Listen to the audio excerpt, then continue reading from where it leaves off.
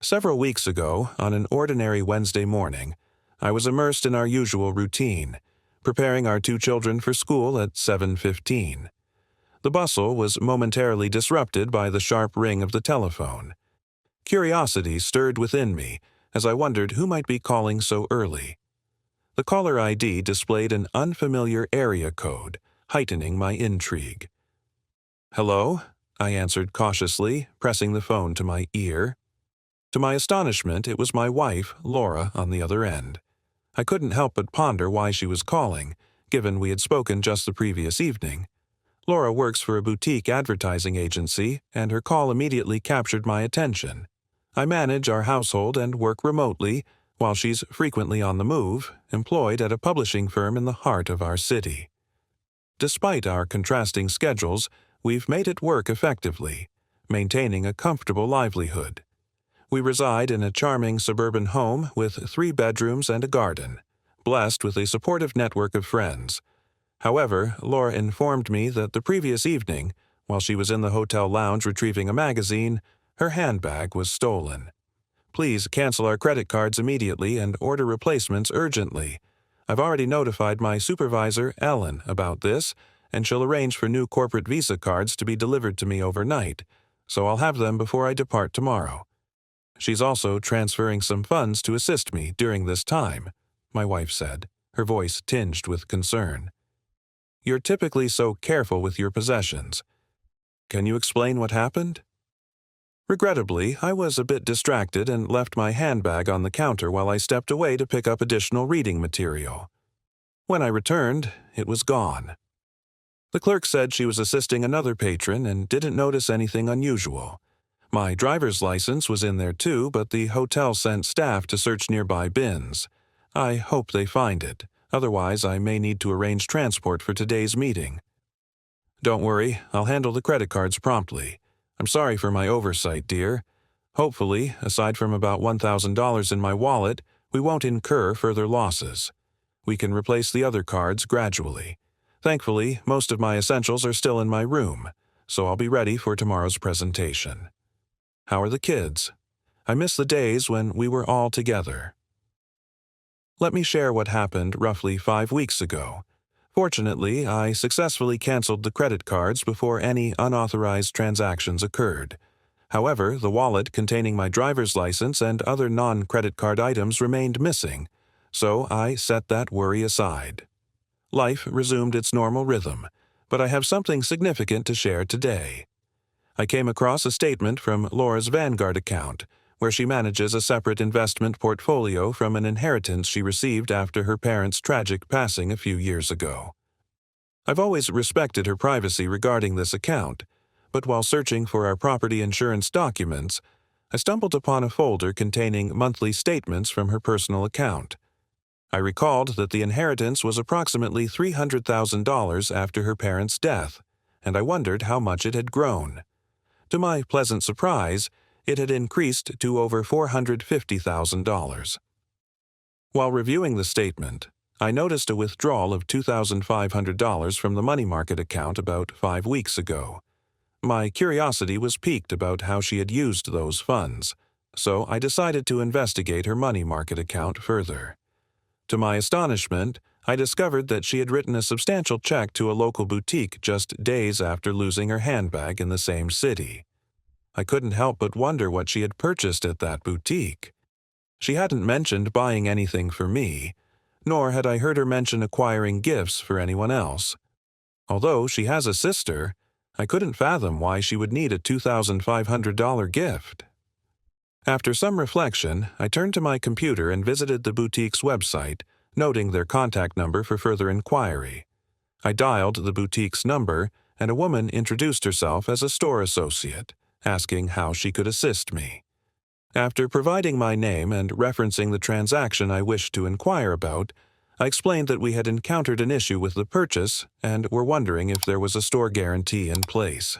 She searched for the transaction in her system and then asked about the nature of the problem with the bracelets. I found myself momentarily confused, wondering what kind of bracelets she could have bought. Fortunately, the associate quickly clarified, "Oh, I recall this purchase." When she visited our store, she was noticeably upset and mentioned that her wedding and anniversary bracelets had been stolen. She wanted to replace them, which was quite a task. While we searched for suitable options to meet her needs, she used the company's credit card as collateral and later sent us a check to cover the cost. Now that you've mentioned the issue with the bracelets, I'd like to assure you that our store offers a 90-day guarantee for such situations. Is it possible that the clasp has become loose? This was perplexing because she had spoken of replacing the wedding and anniversary bracelets but never indicated they were lost, only mentioning the theft of her handbag. It took me a moment to process this information. "Listen," I said to the associate, "I need to discuss this with my wife before proceeding further. I'll contact you later."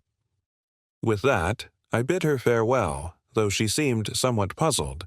My own bewilderment was far greater. It was becoming increasingly clear that the bracelets should have been in her handbag when it was stolen, but why would she carry them there if she had no intention of hiding her marital status? To my knowledge, there were no professional restrictions related to disclosing one's marital status.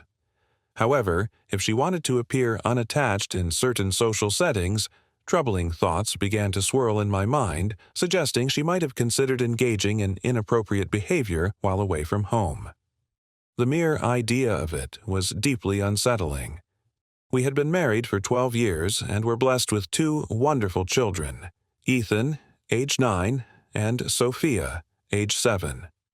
I believed we had a strong marriage and a harmonious family. Our personal life seemed fulfilling to me, or so I thought.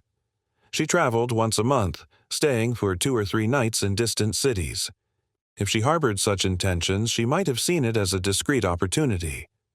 It appeared that losing the bracelets had deeply affected her, prompting her to opt for replacements that closely resembled the originals. I had purchased those bracelets with my modest savings, so they were not extravagant, and crafting near replicas wasn't too costly. She could have reported the loss to the insurance company, but I likely would have found out. If her handbag was genuinely stolen at the hotel, she should have reported it. I couldn't help but wonder what she claimed was missing. I decided to locate the hotel's contact number and made the call. I inquired about any records related to the theft of my wife's handbag. Surprisingly, they confirmed having a written report of the incident. I requested a copy to be emailed to me, and I received it shortly. The report was composed and signed by Laura herself. In the statement, Laura noted that her handbag was stolen while she was mingling in the lounge. She had left her handbag at the table where she was seated, and upon her return, it had vanished. Remarkably, Laura explicitly stated her reluctance to involve the authorities. As I absorbed this information, my thoughts raced, overwhelmed by the implications of what I had uncovered. She had misled me not only by concealing the truth about the stolen bracelets, but also by fabricating a story about the theft. While there could be an alternative explanation, my mind couldn't conjure anything beyond the unsettling thoughts swirling in my head. It became clear that I needed to uncover the significance of losing those bracelets, or they would persistently occupy my thoughts and drive me to distress. One thing was increasingly evident. Those bracelets were inside her handbag when she was mingling with an unknown individual. Several weeks had passed since the incident, and she was about to embark on another trip in a few days. I realized I needed to gather more details about her upcoming travel schedule. I wanted to understand what she typically did in the evenings away from home. If she was engaging in inappropriate conduct, perhaps losing the bracelets had served as a wake-up call, prompting her to reassess her behavior. I knew that if I discovered her disloyalty, it would likely spell the end of our marriage, though I dreaded considering how it might affect our children. She was undoubtedly a devoted mother, but I couldn't bear the thought of her having custody of the kids, especially with her frequent business trips. My mind raced, desperately seeking any potential clues to shed light on her fidelity.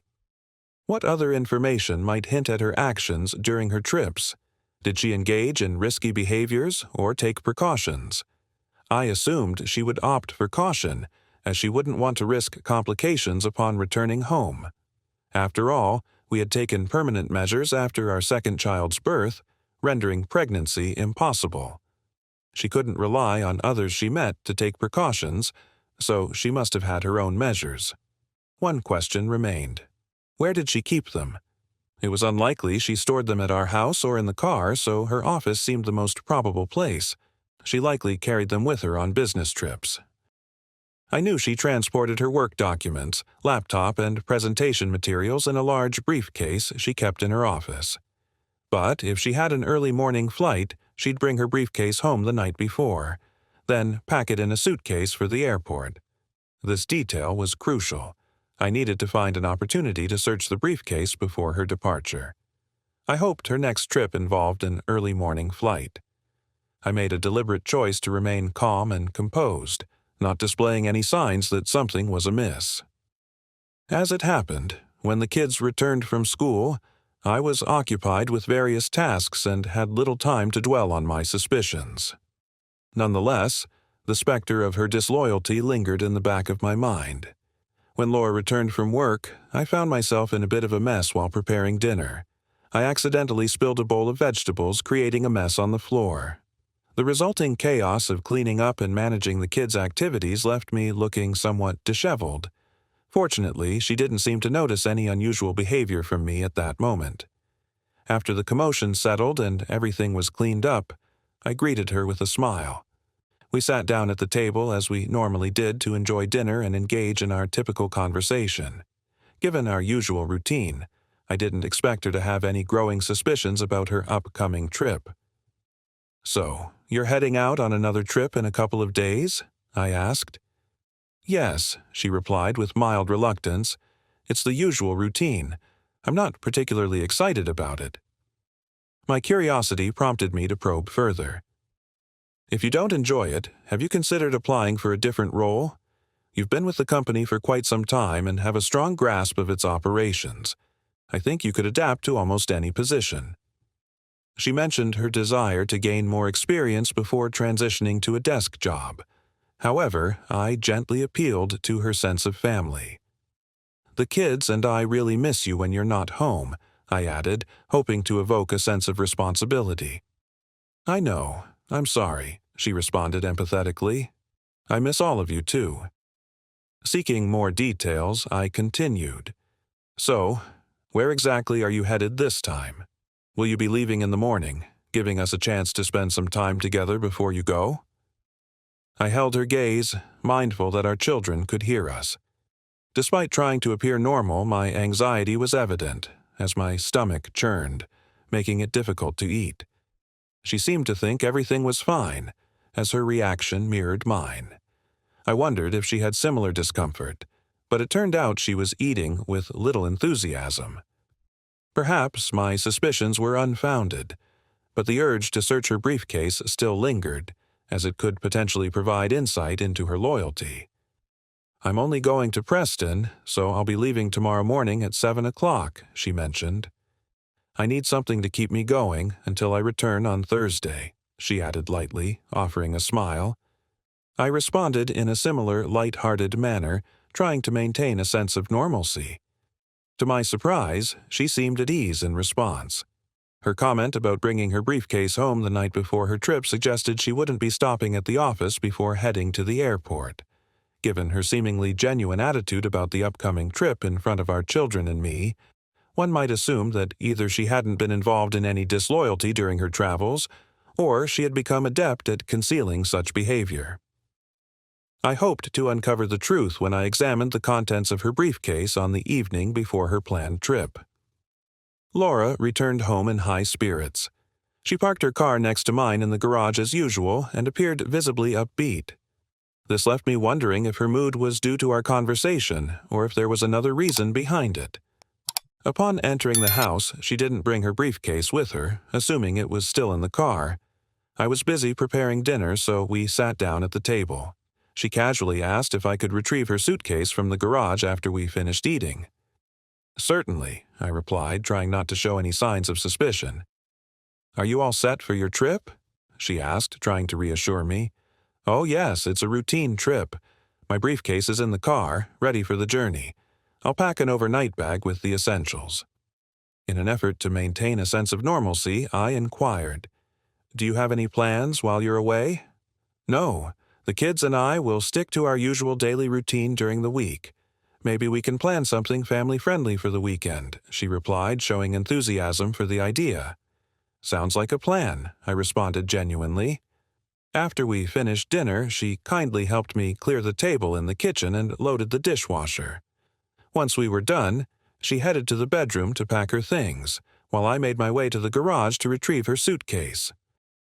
Upon inspecting the car, I didn't find the briefcase inside, leading me to believe it was securely placed in the trunk. Expecting this, I had already devised a plan to access it later in the evening. When I returned to the bedroom with her suitcase, I casually asked, "Do you know where the car keys are?" "My tire seems to be slowly losing air. If I take it to the station, Tom can fix it right away." For a brief moment, she appeared puzzled but then reached for her handbag, handing me the car keys. She proposed an alternative, saying, "Couldn't you just use the spare tire? It's meant for emergencies." Taking a resolute stance, I responded, "Yes, the spare tire is for emergencies, but we have enough time to properly fix this. I think that's the best course of action." I hurried back to the garage before she could change her mind. Swiftly, I drove her car out of the garage and headed to the Crossroads station, owned by my friend Tom from college. Pulling up in front of one of the service bays, I honked my horn to get his attention. Tom noticed me and opened the bay door, allowing me to drive in before closing it behind me. "What's going on, buddy?" Tom asked curiously. I replied, "My tire was supposed to be fixed here, but I needed a little time to check something else." Sensing that I might have some issues at home, he asked, "Trouble at home, buddy?" "Maybe," I admitted reluctantly. Opening the trunk and retrieving Laura's briefcase, I placed it on a nearby workbench and unlocked it. Tom, realizing a customer needed him, simply said, "Well, I've got a customer, so take your time, my friend." Nodding to Tom, he returned to the small shop attached to his station. I began to search the briefcase meticulously, ensuring that I didn't disturb anything. My hands explored the pockets on the lid unnecessarily, and to my shock, I discovered a package that drew my attention. When I removed it, my heart sank as I realized it was an open package of personal items, with about 3 pieces missing. My worst fears were confirmed. I carefully placed the package back where I found it and closed the briefcase once more. I stashed it in the trunk and secured it just as Tom returned. "Did you find what you were looking for? What's going on?" he asked with evident curiosity. "I'm afraid so," I replied, my voice tinged with a mix of disappointment and sadness. "Mind if I stay here a bit longer?" "Perhaps you could check the tire pressure while I pretend to have resolved the issue." Tom gave me a curious look but complied without saying a word. He truly was a loyal friend. While he attended to the tire pressure, I drove out of the bay and pulled up at a gas station. I filled the tank with fuel, unsure of when I would do that for her again. My thoughts were filled with gratitude toward Tom for his understanding as I made my way back home. As I pulled into the garage, a sense of darkness seemed to envelop my thoughts, and panic began to intensify, fueled by anger and frustration. It was difficult to grasp how she could betray our marriage, our children, and me in such a manner. Amid the receding emotions, I shifted my focus to planning my next steps to secure custody of our children. I needed concrete evidence of her disloyalty and misconduct. Despite her shortcomings as a partner, I acknowledged her role as a good mother. The children deserved a maternal figure in their lives, while visitation rights would likely be granted. My ultimate goal was to gain full legal custody. She would have to explain the reasons behind our divorce to her sister and friends. As I entered the house, I called out from the bedroom saying, "Everything's set." It was just a minor issue with a nail. "Okay, thanks," she replied, still avoiding eye contact. Seeking solace, I went to the kitchen for a drink and then settled in the family room with the kids who were absorbed in watching a TV show. About 30 minutes later, Laura joined us in the room and sat beside me on the couch. By then, my emotions had settled. but a deep sadness washed over me as I realized our once happy family was soon to be a thing of the past. To my surprise, Laura moved closer and rested against me, whispering in my ear. She asked, "Are you ready for tonight?" After taking a sip of my drink, I replied, "I think so, but I have a stomachache." Laura sympathetically responded, "Oh, that's too bad, honey," holding on to me. Laura softly said, "I care about you," and I instinctively put my arm around her shoulders, grappling with mixed feelings. Despite her betrayal, there was still a hint of affection from her. I couldn't help but wonder why she did it. Was it for excitement or a need for more connection than I could provide? I might never fully understand, but what was clear was the damage to my trust in her. We put the kids to bed together, and as she kissed our little ones goodnight, I couldn't help but look at her, knowing that by morning she would be gone. Their young minds were already accustomed to her frequent travels, so their unease was minimal. That night we were close, but it lacked the usual warmth. Sensing my distress, Laura asked anxiously, "Is your stomach still bothering you, dear?" I nodded and replied, "Yes, but I can handle it," desperately hoping she would choose our family over the upcoming trip. I asked, "Do you really need to go on this trip?" Deep down, I wished it were all just a nightmare that would vanish. She sighed and replied apologetically, "I'm sorry, honey, but this trip is necessary. I'll do my best to wrap things up and return home as soon as I can. I'm really looking forward to the weekend with all of you." With a heavy heart, I sighed and said, "Okay, honey, it's time to get some sleep.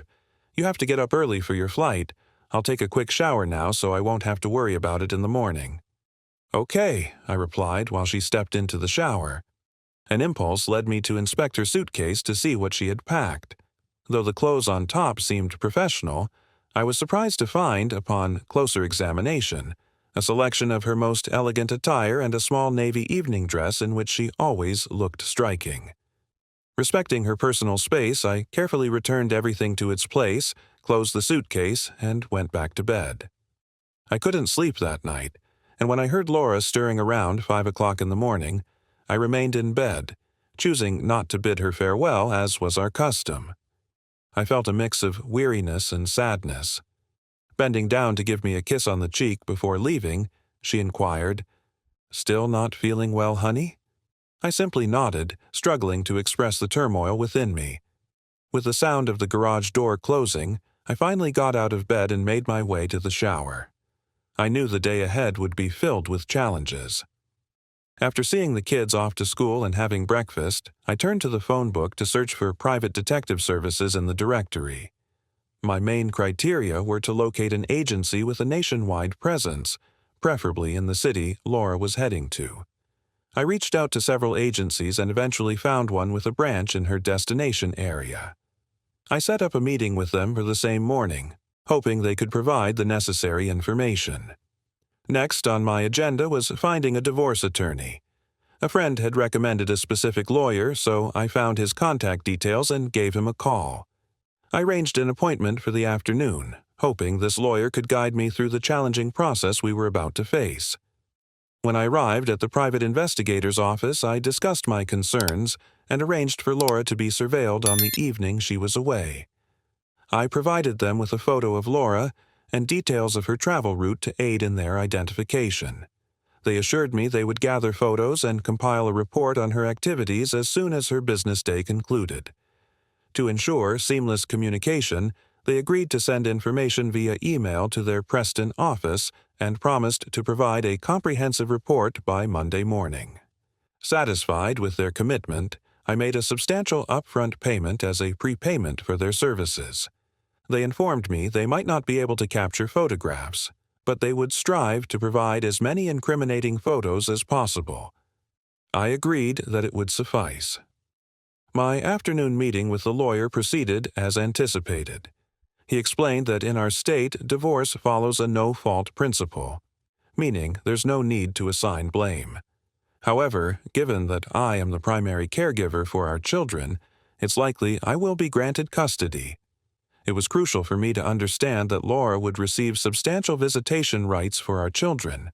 Furthermore, our property would be divided equally, with both sides getting an even split of 50%. Alimony wouldn't be necessary due to our similar incomes, but since I would have custody of the children, Laura would be obligated to pay child support. As for the inheritance she obtained, it held no significance to me, and she needed to retain it for herself. My top priority was the well-being of our children. I instructed the lawyer to prepare the necessary documents to be delivered to Laura on Monday, citing irreconcilable differences. I also asked her to agree to vacate our house immediately upon our divorce. The lawyer confirmed that as the children's guardian, I had the authority to make this request. It was decided that once the children reached 18, we would sell the house and the proceeds would be divided between us. Leaving the lawyer's office, I felt a sense of contentment, realizing that life would move forward for me and the children, while Laura would have to face the consequences of her betrayal. At that moment, I didn't take immediate action concerning our finances, insurance, or other legal matters. I assumed I'd have sufficient time to address these issues after serving her with divorce papers. Given her inheritance, I believed she wouldn't have to be concerned about her share of our joint savings. When it was time for school to conclude, I headed home to catch the bus. On Thursday afternoon, when Laura returned, I kindly offered to take care of her laundry, but she politely declined, insisting she would handle it later. I couldn't help but smile, recognizing how cautious she was being. Deep down, I fully comprehended why she preferred to manage the laundry herself. It was crucial for her to keep her personal matters concealed at all costs. Later, as we lay in bed, Laura expressed worry about my ongoing stomach issues and suggested I see a doctor. "This has been persisting for too long," she emphasized. I responded lightly to Laura, letting her know that I intended to try a new remedy recommended by a friend to address my persistent stomach problems. I expressed optimism that this would resolve the issue and bring her back to me soon. When we embraced, she whispered that she missed me greatly. On Monday, as the kids left for school and Laura headed to work, I received a call from the detective agency informing me that they had a report ready. I told them I'd be there shortly, and within 30 minutes I was sitting down with the office manager, discussing the details. The office manager informed me that a report with attached photos had been emailed from Preston that morning. He admitted he hadn't had time to read the entire report, but upon a quick scan and a glance at the photos, it seemed highly incriminating. I took a copy of the report and started reading its contents. The subject of the report was identified as Laura Stanton. According to the report records, the surveillance of the woman began at 5:10 p.m. on Tuesday, May 20th, in the lobby of the Preston Hilton Hotel. Her identity was confirmed by comparing a photo obtained from the local office. Upon closer examination of the report, it turned out that she was wearing a company badge, further confirming her identity. Moreover, the report detailed the movements of the subject and noted she was carrying a briefcase when she entered the elevator. A staff member accompanied her and verified her arrival at room 312 at 5:15 p.m. It's important to note that the report emphasized that the subject was alone at that time. Additionally, the report included a photograph labeled Exhibit 1A, showing the subject dressed professionally before entering the room. When looking at the photo, it was clear she still wore bracelets. Evidently, the photo was taken discreetly using a mobile phone. The report stated that the agents had rented a room across from the subject's room. At 6:25 p.m., they received a signal that the subject had left her room and was heading for the elevator. A minute later, at 6:26 p.m., the subject exited the elevator and entered the lobby. The report noted she was dressed as described in Example 1B. Upon examining Example 1B, it became evident that Laura was wearing a small navy evening dress paired with high-heeled shoes. She was also adorned with a bracelet I had given her for our 10th anniversary celebration. However, what stood out the most was the absence of wedding bracelets on her left wrist. The photo showed clearly that she wasn't wearing them. The photo identified as Exhibit 1D displays Laura and a man in a close embrace, engaged in a warm conversation while seated in a booth. The intensity of their connection was clearly visible in the picture. At 8:45 p.m., the report noted that both individuals left the restaurant. They then took the elevator and ascended to Laura's floor.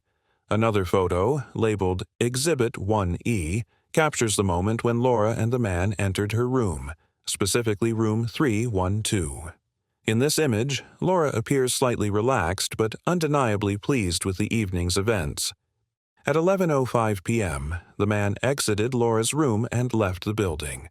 The report included the license plate number of a car registered to Michael R. Evans, residing at 1820 Bellwood Drive in Preston. Notably, Michael R. Evans was married and had 2 young children. As I delved further into the report's details, it became evident that Laura repeated her actions the following night with another individual. The report bore the signature of an investigator from Preston. This revelation filled me with deep anxiety and resentment. It became clear that my wife was leading a reckless lifestyle while she was away from home. I couldn't come to terms with her actions. It was a betrayal that exceeded my worst expectations. Even the fact that Laura had lost her wedding bracelets didn't stop her from being careless. After settling the bill with the private detective, I thanked them and left. I made sure to take 2 additional copies of the report, which were recorded on a USB drive to keep them safe. Once I got back home, I wasted no time and immediately called my divorce attorney. I asked about the status of the divorce papers, and the attorney confirmed they were ready for filing. Without hesitation, I instructed them to initiate the filing process and specifically requested that the papers be served to her publicly at her workplace the following day. The attorney assured me that this could be done smoothly and asked for her workplace address, which I promptly provided. My intentions were clear. I aimed to hold her accountable during the legal proceedings. Handing her the divorce papers at her workplace not only satisfied my desire for justice, but also served as a consequence for her actions. That night, there was no warmth between us. Laura seemed to sense that something was wrong, perhaps suspecting that I had discovered something unsettling. Though she didn't directly voice her concerns, she expressed hope for my quick recovery. Interestingly, she also appeared somewhat reserved, but I chose not to comment on it and simply ignored it. The next morning, I woke up early after a night of little sleep. I immersed myself in work on the computer until I heard the children waking up, and then I went to the kitchen to prepare breakfast. After the meal, I said goodbye to Laura when she left for work. She approached me for a hug and a kiss, but I responded with a brief embrace, encouraging her to leave quickly. At that moment, I sensed she might have had an inkling of what awaited her.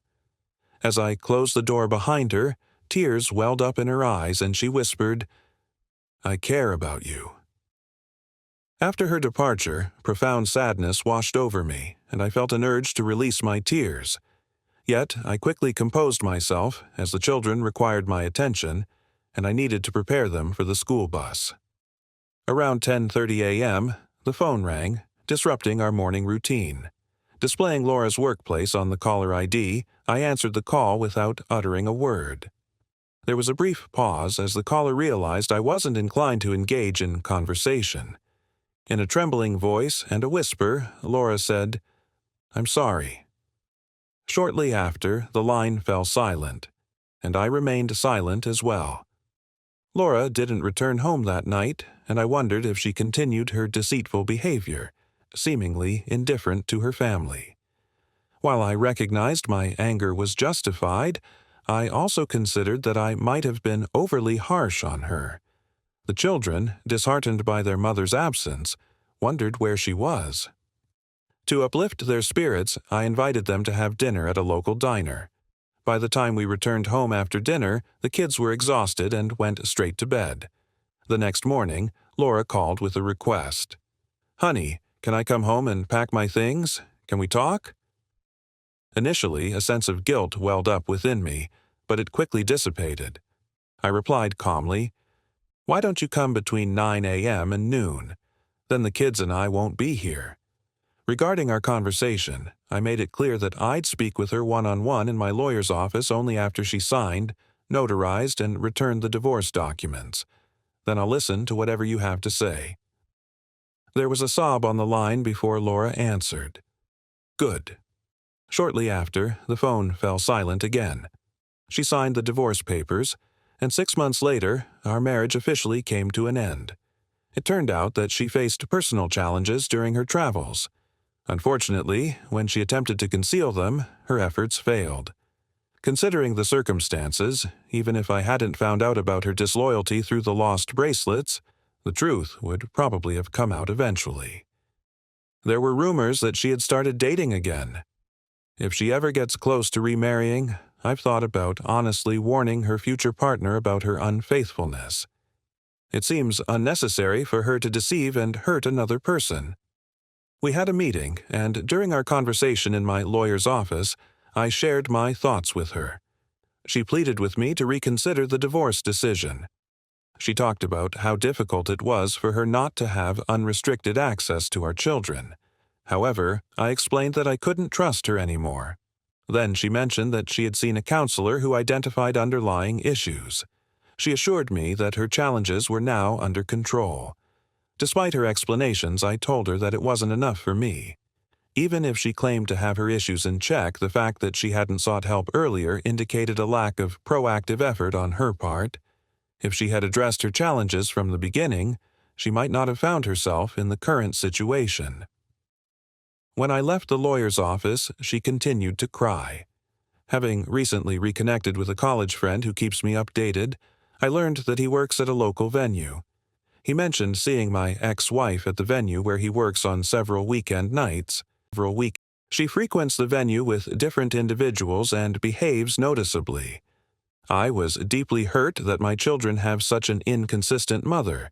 Perhaps my ex-wife never fully addressed her challenges. A friend of Laura's also called me and informed me that Laura was in poor health. She said my ex-wife needed my assistance because she had faced health issues.